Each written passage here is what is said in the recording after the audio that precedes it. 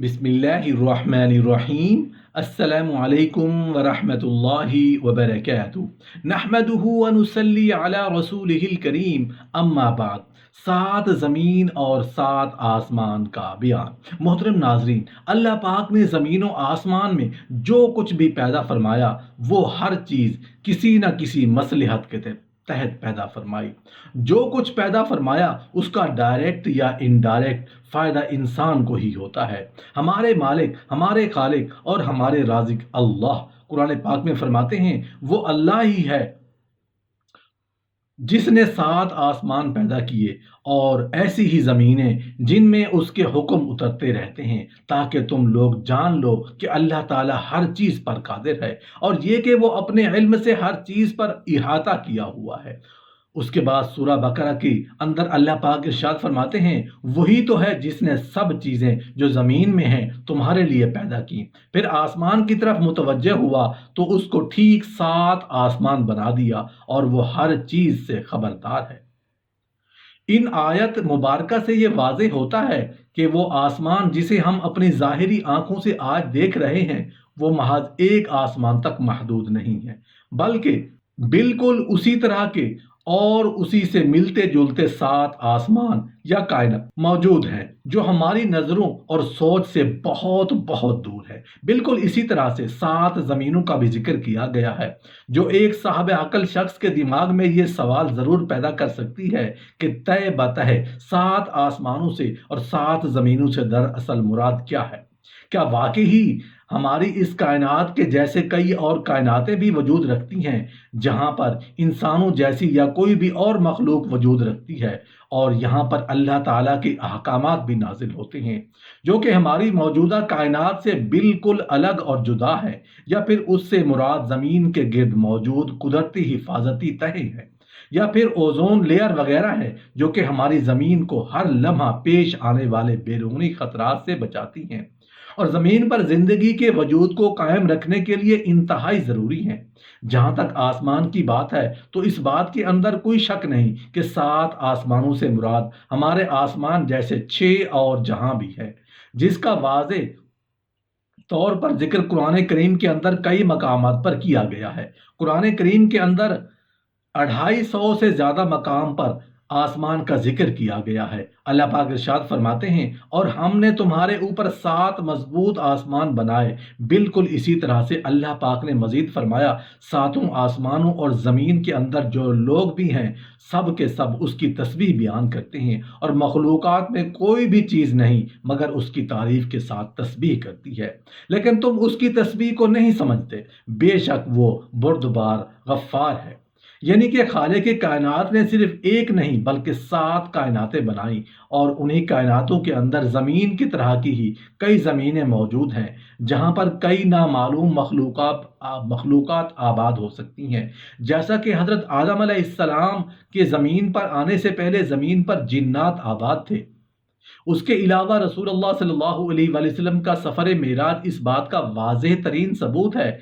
जब अपनी जन्नती सवारी बुराक पर सफ़र करते हुए हज़रत जिब्राइल अलैहिस्सलाम के हमरा तमाम आसमानी रास्तों को आप सल्लल्लाहु अलैहि वसल्लम ने पार किया, जिसके अंदर सात आसमान भी शामिल हैं। आपने पहले आसमान पे जिसका नाम रकिया है, ये दूध से भी ज़्यादा सफ़ेद है, यहाँ पर हज़रत आदम अलैहिस्सलाम से मुलाकात की। फिर दूसरे आसमान पर जिसका नाम फदूम या माऊन है, ये ऐसे लोहे का बना है जिससे रोशनी की शुआएं फूटती हैं। यहाँ पर हज़रत ईसा और यहया अलैहिस्सलाम से मुलाकात की। जबकि तीसरे आसमान पर जिसका नाम मलकूत या हारियून है और ये तांबे का बना है, यहाँ पर हज़रत यूसुफ अलैहिस्सलाम से मुलाकात की। चौथे आसमान पर जिसे ज़ाहरा कहते हैं, ये सफ़ेद चांदी से बना है, यहाँ पर हज़रत इदरीस अलैहिस्सलाम से मुलाकात की।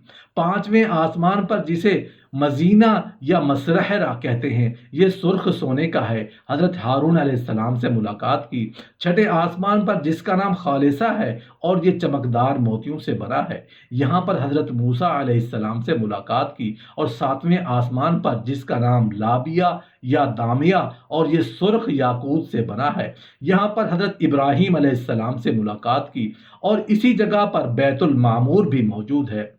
यानी कि ज़मीन पर मौजूद खाना काबा की ही तरह का एक और काबा جس کا ہر وقت 70,000 فرشتے طواف کرتے ہیں، اور جو ایک بار اس کا طواف کر لے اس کی دوبارہ زندگی بھر باری نہیں آتی۔ انہی ساتوں آسمانوں کے اوپر جنت اور جہنم موجود ہے، اور جنت کا ہر درجہ ایک سیارے کی صورت میں موجود ہے۔ اسی طرح جہنم کے بھی 7 درجے ہیں، یعنی کہ 7 سیارے اس کے اوپر سدرۃ المنتہا یعنی کہ بیری کے درخت تک موجود ہے، جو کہ ہر مخلوقات کی حد ہے، اور اس سے آگے کوئی بھی مخلوقات اگر بڑھنا بھی چاہے تو وہ جل کر خاک میں بدل جائے گی۔ لیکن اللہ کے رسول سفر معراج پر اس سے بھی آگے تشریف لے گئے، اور حضرت جبرائیل علیہ السلام اس درخت کے پاس یہ کہہ کر رک گئے کہ اے اللہ کے رسول، یہ میری حد ہے، اگر میں نے اسے ایک قدم بھی آگے بڑھنے کی کوشش کی تو میرے پر جل جائیں گے۔ سدرۃ المنتہا کے اوپر اللہ تعالیٰ کا عرش موجود ہے، جو کہ زمین و آسمان یا اس پوری کائنات کا احاطہ کیا ہوا ہے۔ قیامت کے روز ہر زندہ چیز کو فنا ہونا ہے، اسی لیے جنت اور جہنم کو 7 آسمان سے الگ یا جدا بنایا گیا ہے، کیونکہ قیامت کے بعد بھی وہ قائم رہیں گے۔ قرآن کریم کی جن آیات کے اندر آسمانوں کے بعد زمین جیسی 7 زمینوں کا ذکر موجود ہے، اس سے مراد زمین کی تہہ میں موجود کئی لیئرز نہیں ہے، مثلا کریسٹ ہے، مینٹل ہے، کور وغیرہ، بلکہ انہی آسمانوں میں زمین جیسی کوئی اور زمینیں بھی موجود ہیں۔ اور ان آیات کے اندر زمین کا حوالہ دینے کا مطلب یہ ہے کہ وہاں پر بھی ہماری زمین کی ہی طرح کوئی زندگی موجود ہو سکتی ہے، اور یہ زندگی کی صورت کے اندر موجود ہے، ہم کچھ نہیں جانتے۔ اس کی مثال دینے کی وجہ یہ ہے کہ زمین زندگی کی علامت ہے، اور انسان بھی صرف اسی کے بارے میں جانتے ہیں۔ جب انسان کی موت کا وقت قریب آتا ہے تو اس کی روح کو ایک آسمانی دروازے سے گزار کر عالم ارواح کے اندر لے جایا جاتا ہے، جہاں پر قیامت تک آنے والی روحیں انتظار کرتی ہیں۔ ہر ایک آسمانی دروازے پر نگہبان فرشتے اس روح کا حسب و نسب پوچھتے ہیں، اور پھر اسے اس دروازے سے گزرنے دیتے ہیں۔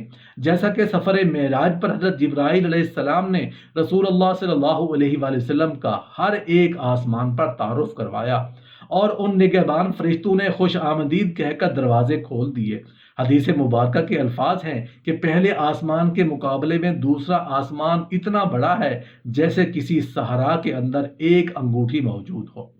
ایک بڑے صحرا کے اندر موجود ایک انگوٹھی کی حیثیت کیا ہو سکتی ہے؟ یقیناً آپ بھی اس کا اندازہ لگا سکتے ہیں، یعنی کہ نہ ہونے کے برابر۔ اسی طرح مزید فرمایا کہ دوسرا آسمان پہلے آسمان کے مقابلے میں اتنا بڑا ہے کہ دوسرے آسمان کو صحرا سمجھ لو، اور پہلے آسمان کو ایک انگوٹھی جو اس صحرا کے اندر موجود ہے۔ اسی طرح 7 آسمانوں کے بارے میں آپ نے یہی بیان کیا کہ ان 7 آسمان کے اندر ہر ایک آسمان دوسرے سے سائز کے اندر ناقابل یقین حد تک بڑا ہے، جس کے اوپر اللہ تعالیٰ کا عرش موجود ہے، اور اللہ کا عرش اتنا بڑا ہے کہ 7 آسمان اس کے سامنے صحرا میں ایک انگوٹھی کے سائز کے برابر ہے۔ اسی بات کو آج سائنس ملٹی لیول تھیوری کہہ کر کچھ اس طرح سے اس کی وضاحت کرتی ہے کہ ہماری اس کائنات جیسی اور کائناتیں بھی موجود ہیں جو ایک دوسرے سے جدا اور الگ الگ ہیں۔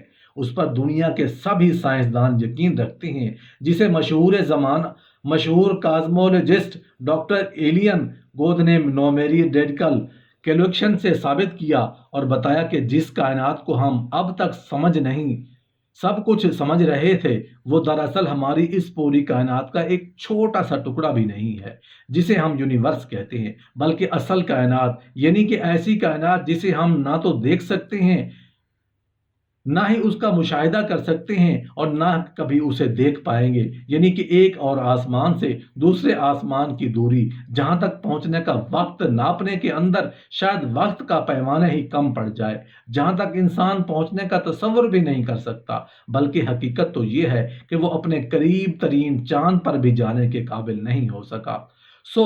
7 آسمانوں پر پہنچنے کے بعد میں سوچنا تو کسی بے وقوفی سے کم نہیں۔ کائنات کی وسعت اللہ تعالیٰ کی بے پناہ قدرت کی نشانی ہے کہ اس قدر پاور اور ٹیکنالوجی کے حصول کے باوجود انسان پہلے آسمان تک کا سرا تک نہیں ڈھونڈ پائے۔ خود قرآن کریم نے چیلنج کیا ہے کہ انسان آسمانوں اور زمین کے دائرے سے باہر نہیں نکل سکتا جہاں تک اس کی حد مقرر ہے۔